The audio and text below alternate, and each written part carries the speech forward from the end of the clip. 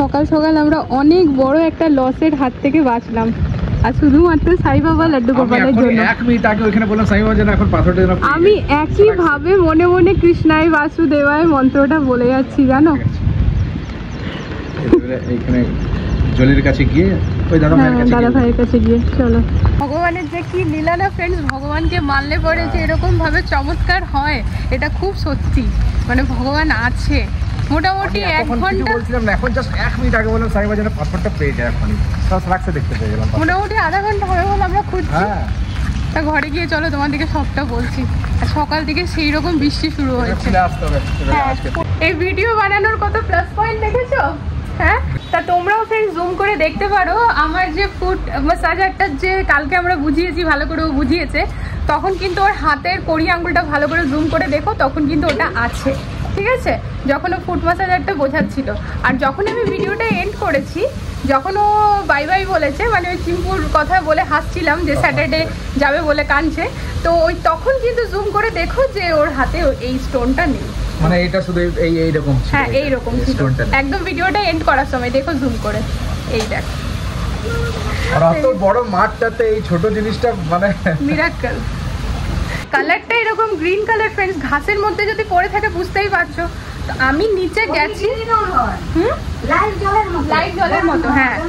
তা আমি নিচে গেছি এই বিশ্বাসে গেছি ভগবান আমি এসেছি, মানে আমি তো এটা কনফার্ম হয়ে গেছি ভিডিওটা দেখে পরে যে নিচেই আছে, উপরে নেই, ঘরে নেই। তার সাথে ফ্রেন্ড মন্ত্রটা আমি আবার শেয়ার করে দেবো, আগেও শেয়ার করেছি পুজো করার সময় আর কি।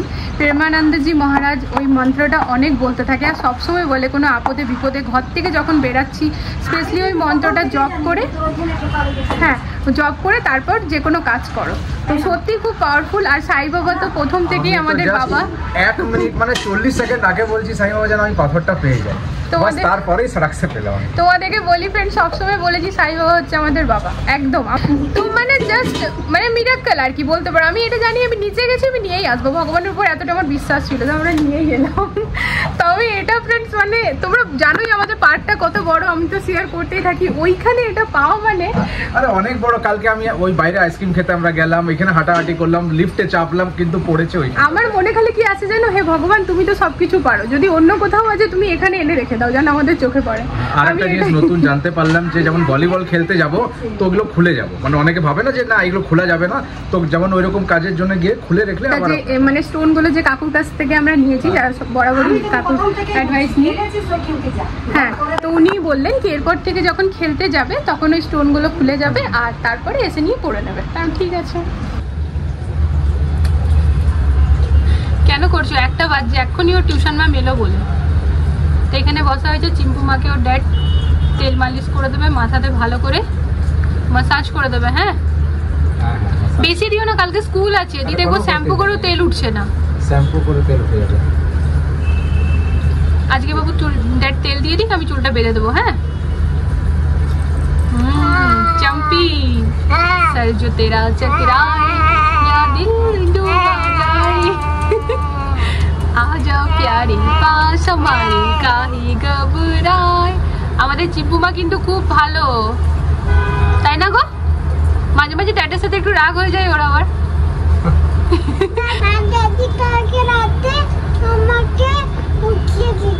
হ্যাঁ ড্যাডি কালকে রাতে 2 বার উঠিয়ে দিয়েছে, সেই জন্য ও সকালে উঠে রেগেছিল ড্যাডি। 2 দিন ওটাতেই কাঁদবে। না না সময় সময় রাগ করবে, যেমন দেখো এখন কোনো রাগ নেই।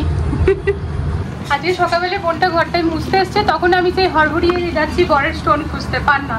তো দিয়ে পরে আমি ওকে বললাম ভাই তুই একটা কাজ করবি, বলছে কি বলো ভাবি। আলাম একটুখানি ঝাড়ুটা দিয়ে বিছানাটা উপর উপর ঝেড়ে দে, বাসি বিছানা থাকবে আর তুই ঝাড় দিয়ে চলে যাবি, ওটা তো ঠিক দেখায় না। তো দিবর ও না উপর উপর ছেড়ে দিয়েছিল। তো আমি এবার চাদরটাকে একটু টান টান করে নিই ফ্রেন্ডস, তারপরে কি বলতো মেয়েকে স্নান করে দেবো ঝট করে, আর আমি স্নান করে পুজোটা করে নেবো। আমি স্নান সকালে করেছি, কিন্তু এখন পুজো করার জন্য আবার গায়ে জল ঢালতে হবে। চলো করে নিই।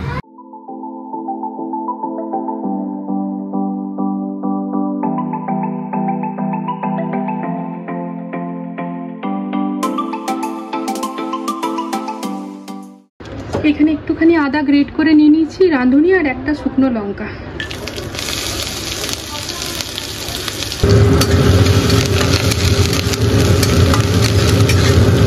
এরপর এই দেখো করলা ভেজে রেখেছি আগের থেকে, মিলিয়ে দিচ্ছি। হালকা একটুখানি নাড়াচাড়া করবো আর তারপর তারপরে ডালটা দিয়ে দেবো। এই মরেছে, এই দেখো একটু বেশি কালো হয়ে গেছে। এটা আমি কিসের ডাল বানাচ্ছি বলো তো? এটা বানাচ্ছি আমি মুগের ডাল। কি রে ভাই, তোরা এরকম কেন হয়ে গেছিস? এই যে আগে থেকে নুন হলুদ দিয়ে সিদ্ধ করে রাখা মুগের ডাল।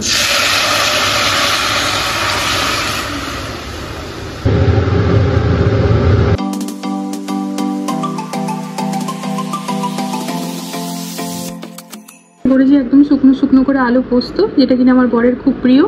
এখানে আছে সজনে শাক ভাজা, পেঁয়াজ রসুন সব কিছু দিয়ে পরে ভাত। আর এই দেখো এই ডালটা তো তোমাদের সাথে শেয়ারই করলাম।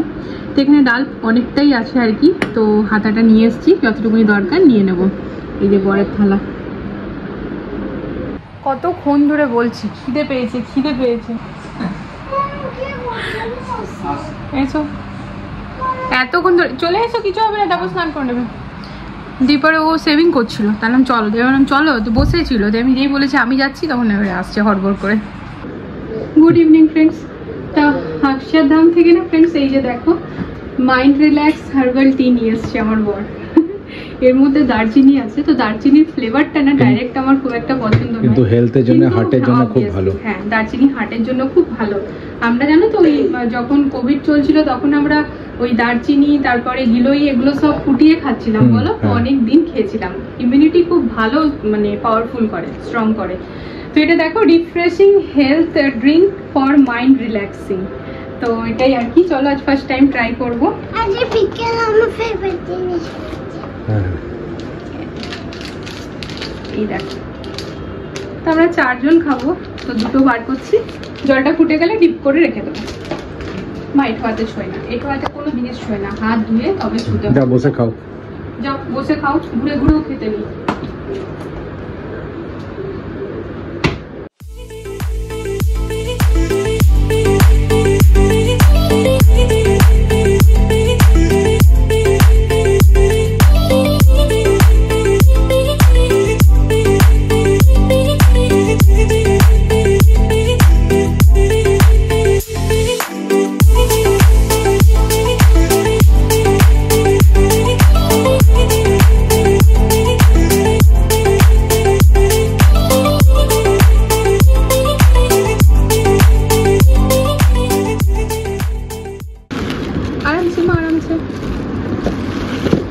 না দুটো না, একটাই বার করি এখন, একটা রাখা থাকবে। লাইট আছে, একটা ডার্ক আছে, দেখি তো।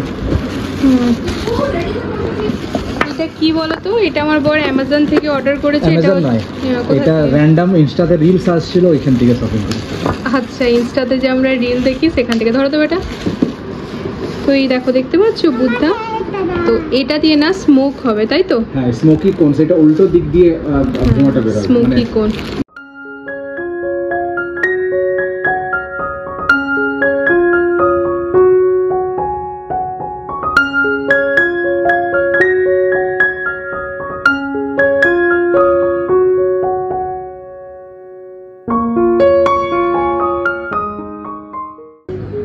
কি দারুণ লাগছে দেখতে, দেখো মনে হচ্ছে জল। হ্যাঁ, জলের মতনই তো। দুধ।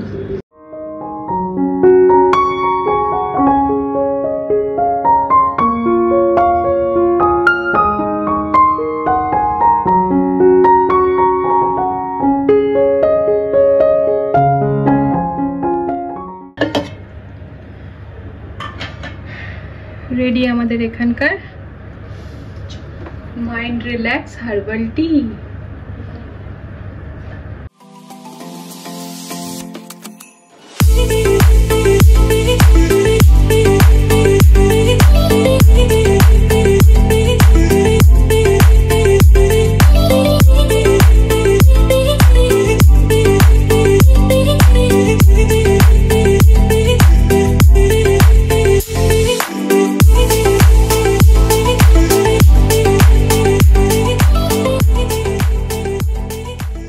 এর মধ্যে চিলি ফ্লেক্স আর অরিগানো, এই যে ছোট ছোট প্যাকেট দেখো মিক্স করে নিয়েছি একটা একটা। এবার এটাকে একটুখানি সবগুলোকে একসাথে ভালো করে মিলিয়ে নেব। এটা না বাচ্চাদের জন্য খুব টেস্টি একটা খাবার। এই যে দেখো দুটো ব্রেড নিয়ে নিলাম, তো ব্রেডটার উপর ভালো করে লাগিয়ে নেব। এদিকে তাওয়া চাপিয়ে দিয়েছি, তাওয়ার মধ্যে দিয়ে দেবো একটুখানি আমুল বাটার। এই যে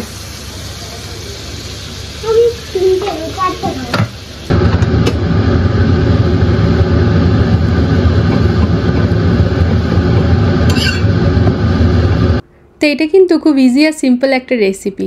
তোমরা কিন্তু বাচ্চাদেরকেও বানিয়ে দিতে পারো আর নিজেরাও খেতে পারো। দেখবে আমাদের বড়দেরও কখনো কখনো মনে হয় না কিছু একটু অন্য খাই, মানে যেটা পেটের খিদে না চোখের খিদে, তো সেই টাইমের জন্য দারুণ লাগে। আমি আগে চিজ একদমই খেতাম না, তবে এখন এমন হয়েছে যে মেয়েদের থেকেও যেন বেশি আমার ভালো লাগে। তা আমার জানো তো চিজ খাওয়াটা শেখাটা কিন্তু আমার 2 মেয়ের থেকে। খুব ছোট থেকেই ওরা চিজ খেতে খুব ভালোবাসে, আর আমার মনে হয় ওদের যেটা পছন্দ একটু একটু বানিয়ে দিই। আর স্কুলে যখন যায় না ওরা, তখন মনে একটু নতুনত্ব কিছু দিলে পরে কি হবে জানো তো, ওদের টিফিনটা সব থেকে আলাদা দেখাবে। আর ওরা প্রতিদিন এসে বলে মাম্মা ফ্রেন্ডসরা না তোমার হাতের রান্না খুব পছন্দ করে। তা চম্পক মাকে জিজ্ঞেস করলাম হয়ে গেছে তো, ওই যে হেসে হেসে বললো আরেকটা চাই। আর বর এখানে নিজের আলু পোস্ত বার করছে। ওর আলু পোস্ত এত প্রিয় যে কি বলবো। তো সকালবেলা রুটি আজকে আছে, আমাকে রুটি বানাতে হবে না। তো বর এখানে রুটি আলু পোস্ত খাবে, বাবা মাও রুটি খাবে। আর আমাদের 3 জন মানে বাবুদের আর আমার ডিনার হচ্ছে চিজ ব্রেড টোস্ট। দারুণ লাগলো খেতে। আর এই দেখো এখানে মালাইটা তোলা হচ্ছে। তোমাদেরকে আগেও শেয়ার করেছি, মাসে প্রায় আধ কিলো ঘি আমাদের বাড়িতেই হয়ে যায় জানো তো। এরপর দুধটা গরম করে সবাইকে খেতে দেবো। আগের ভিডিওতে আমি রিয়ার কমেন্ট পেলাম যে ও আমাকে বলছে যে কলকাতাতে চলে এসো, আর সেটা দেখে পরে আমার খুব মনে পড়ে গেল একটা কথা। কি জানো তো, মাঝখানে না একবার আমি বরকে এত বেশি জোর করতে আরম্ভ করেছিলাম কলকাতা চলে যাওয়ার জন্য যে আমার এখানে মনই লাগছিল না সোসাইটিতে আসার আগে। ডেফিনেটলি দাঁড়াও, আমি কথা বলতে গেলে চিমনিটা অফ করতে হয়, আর এই বাটার দিয়ে করছি তো আমার কিচেন খারাপ হয়ে যাবে। করে নি তারপর আসছি বলছি। এই যে বাবা খাচ্ছে পোস্ত রুটি। পোস্ত হচ্ছে আমার বরের ফেভারিট। ডেলি দিলে ডেলি মানে খেয়ে নেবে, অরুচি হয় না। আজকে বুঝলে রিয়া কালকের ভিডিওতে কমেন্ট করেছে তোমরা কলকাতা এসে যাও দেখা হবে। তাই আমি বললাম ওটাতেই আমার মনে পড়ে যাচ্ছে আমি মাঝখানে কেমন জেদ ধরেছিলাম কলকাতা শিফট হয়ে যাবো। আমি এখানে ভীষণভাবে বোর মানে হতাম, হই বলবো না ফ্রেন্ডস। সোসাইটিতে আসার আগে মনে যেন কেউ নেই, বন্ধু বান্ধব নেই, পরিবার পরিজন এত দূরে, ভালো লাগছে না। তা মনে হতো যেন পার্টি ফার্টি কম হচ্ছে, ভালো মানে ভালো লাগতো না, ঠিক বলে বোঝাতে পারবো না। মায়ের ঘর থেকে যখন আসতাম কান্না পেতো, আর এখান থেকে যেতাম খুব খুশি থাকতাম। সোসাইটিতে আসার আগের সব গল্প। তো মানে তখন ভেবেই গেছিলাম কলকাতা শিফট হয়ে যাচ্ছি। বর যদিও 50% মেনে গেছিলো, 50% এরকম ছিল কি না কলকাতা অনেক লোকে দিল্লিতে এসে সেট হওয়ার জন্য কত কিছু করে, আর আমরা সেট হয়ে আছি তা কলকাতা যাব এইসব আর কি ভাবনা চিন্তা চলছিল। তাহলে না আমি কলকাতা যাবোই। তো মেনে গেছিলো যে ঠিক আছে বাবুর 10টা হয়ে যাক তারপর যাবো, ক্লাস 10 হয়ে গেলেই চলে যাবো।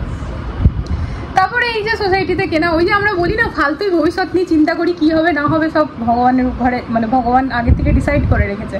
তো এই দেখো তারপরে সোসাইটিতে আসার পর আর কি তোমরা বুঝতেই পারছো, পার্টিরও কমি নেই, আনন্দেরও কমি নেই, মজারও কমি নেই, নিজের লোকদেরও কমি নেই, মানে কোনো খারাপ লাগা কিছু নেই, ভালোই লাগা আছে।